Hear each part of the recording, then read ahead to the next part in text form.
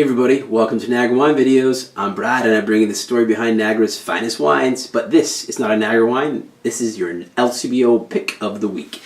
And a lot of people talking about this wine here. On Wine Align, the critics have given it 90 points, 89 points, 91 points. Just regular people, word on the street, again, 89 to 91 points. So really up there in that range of excellence for wine, and it's only $15.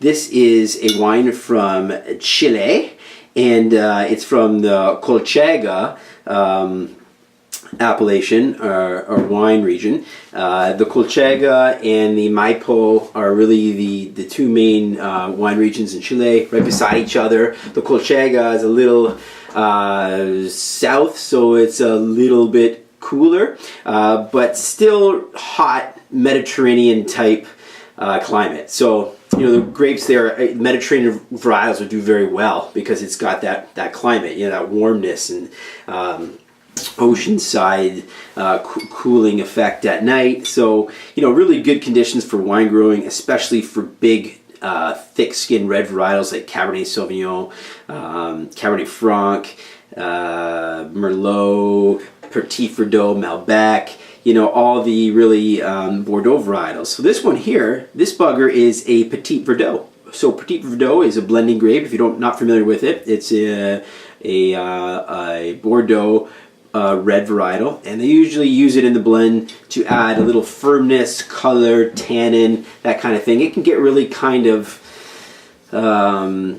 dry and aggressive and austere very quickly if it's not handled correctly. So to have a 100% single varietal Petit Verdot, that's kind of an edgy move. However, it been vinified stylistically in a way that these people have done. Apparently it's really soft, even though it's got some nice tannins. It's also got a softness to it, some real sweet, approachable tannins, with some nice flavor complexities, and it's very structured. So, $15, this could be a real winner here. It's the name of it is called a NOVAS Grand Reserve, a 2011 Petit Verdot. Oh, big side note here.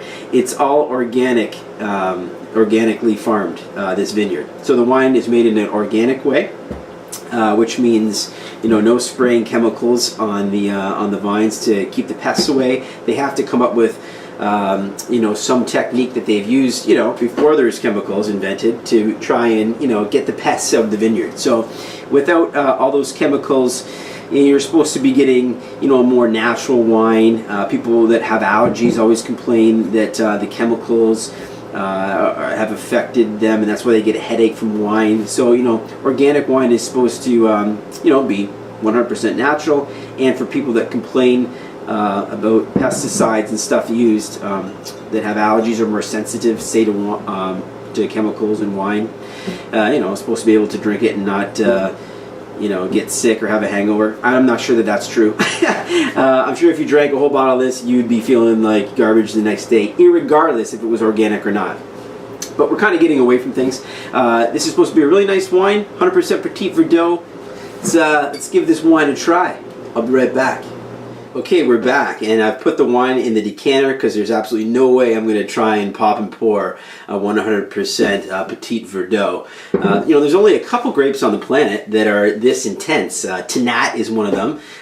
So if you've never had a Tannat, definitely get one of those. But it's just a really dark, deep-colored, intense, tannic, full-bodied, aggressive, astringent, powerful red wine, Petit Verdot. So look how dark it is. I mean, it's so dark. It's just, you can't see through that. It's just really dark, dark, dark. So that's good. And by the edges, you see that nice grapey look. And I did do a sneak tasting upstairs. And just a side note, you definitely need food with this to, to recognize the flavors. But they are kind of nice and grapey, and those sweet tannins. I see why people like it, and why people said it's soft, because it does have a softness to it, but it's still aggressive. But it's behind the softness, which is odd. Sometimes a wine is harsh at first and then goes a little bit soft.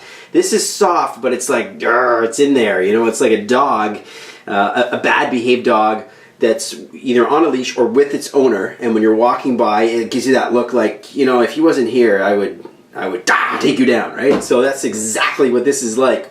It's in there. It's in there to be like crazy aggressive, but they've somehow coaxed it into this smooth wine. They've trapped the aggressiveness, and you know, they've trapped it really. They've held it back. So that's kind of what I get with this wine. On the nose, it does have this nice, you know, burnt smokiness, almost like a roasted character.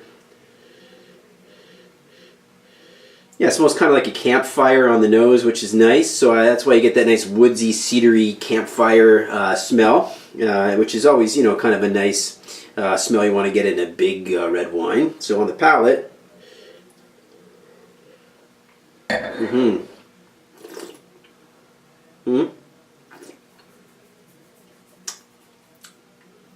See, somehow they've made it smooth. It's so weird. It's in there. You can feel the very fine grain. I like to call them sandpaper tannins, like sawdust. They're in there, really refined. This is incredibly refined stuff. This is like, you know, they make the oil, you know, crude oil out of it. You know, they've refined the hell out of this to make it really smooth. But in the refining process, they still kept the structure, the complexity, the balance, the naturalness of the wine, as I like to call it. So they didn't manipulate it too much. They refined it in a way that's, you know, made it great. And maybe the whole organic thing has something to do with that. Maybe, you know, farming this organically has really played into the natural ability of Tannat. Maybe, or sorry, not Tannat, Petit Verdot. Maybe the Petit Verdot we're used to drinking is, you know, just, you know, raw, powerful, because the fertilizer they've used have, you know, made the grapes grow in a way that they're not supposed to. You know, it's really sped things up and made the grapes crazy. And this is natural, right? Organically farmed natural. So maybe this is the way it's supposed to be. Maybe all those other Petit Verdots I've tasted have been wrong. Maybe this is the way it's supposed to be. But in any case, this is a great wine. It does not disappoint. For $15, this is definitely a wine you'd want to buy a complete case of before it's sold out. Really, really nice wine. Doesn't disappoint at all. Got some nice grapey flavors, dark chocolate and black coffee grinds on the palate. So, you know, really complex. I would definitely give this 90 to 91 points. I think the people that gave it 89 I don't think that's right. I think it does have the structure. It does have the flavor complexities. Definitely a 90 to 91 point wine. And for $15, I mean, that's crazy. Usually you pay 90 for a 91 pointer wine in today's world. You're always looking around. You know, you're lucky if you got it for 30. So 50 is regular and then up. So for 15, come on, that's a home run, right? Anyway, cheers. Oh.